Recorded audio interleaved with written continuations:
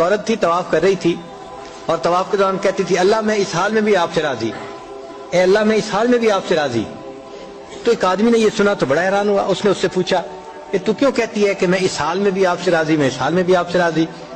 اس نے کہا کہ میں طواف ختم کر لوں گی نا تو میں تمہیں اپنا واقعہ سناؤں گی۔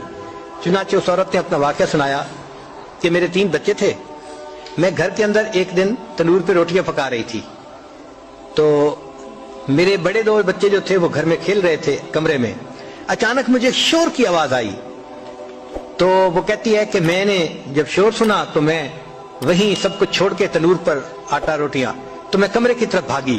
جب کمرے گئی تو میں نے ایک عجیب تماشا دیکھا کہ اس سے 1-2 دن پہلے میرے خاوند نے گھر میں بکری کو ذبح کیا تھا اور جس چھری سے بکری کو ذبح کیا تھا وہ اس نے کمرے میں رکھی تھی۔ تو میرے دونوں بچے کھیلتے کھیلتے ان میں سے ایک نے دوسرے کو کہا کہ تمہیں پتہ ہے کہ ابو نے بکری کو کیسے ذبح کیا تھا؟ تو دوسرا کہتے ہیں مجھے تو نہیں پتا۔ وہ کہتے ہیں اچھا آؤ میں تمہیں بتاتا ہوں کہ کیسے ابو نے ذبح کیا تھا۔ تو میرا درمیان والا بیٹا جو تھا وہ زمین پر لیٹ گیا اور بڑے لڑکے نے اس چھری کو اٹھا لیا۔ اب وہ چھوٹا بچہ تھا اور اس کو پتہ نہیں تھا کہ چھری کتنی تیز ہے، چنانچہ اس نے اس کے گلے پہ جو چھری چلائی تو گلا تو فوراً کٹ گیا اور خون کا فوارہ چھوٹنے لگا۔ اب جب خون نکلا تو شور ہوا اور میں بھاگی ہوئی آئی تو میں نے دیکھا کہ میرا بچہ خون میں لت پت پڑا تھا اور اس کی جان نکل چکی تھی۔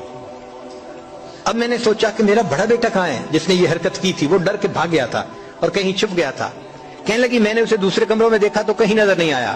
جب صحن میں آئی تو وہاں میں نے تنور کے لیے کچھ لکڑیاں رکھی ہوئی تھیں، ان لکڑیوں کے پیچھے وہ جا کے چھپا تھا۔ کہنے لگی میں نے پیچھے سے اس کو جا کے جب دیکھا تو اس نے مجھے کوئی جواب نہیں دیا۔ جب میں قریب گئی تو مجھے پتا چلا کہ اس جگہ کے اوپر ایک سانپ بیٹھا ہوا تھا۔ یہ بچہ چھپنے کے لیے جب لکڑیوں کے پیچھے گیا سانپ نے اس کو ڈسا اور یہ بھی وہاں مرا پڑا تھا۔ کہتے میں اس کی لاش اٹھا کے لائی، ایک بچے کو ایک چارپائی پہ لٹایا اور دوسرے بچے کو دوسرے چارپائی پہ لٹایا۔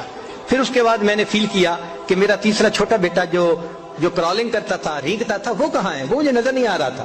کہنے لگی میں اٹھ کے جب جو ہے تنور کی طرف آئی تو میں نے دیکھا کہ اس نے کرال کیا اور وہ تنور کے اندر گر چکا تھا۔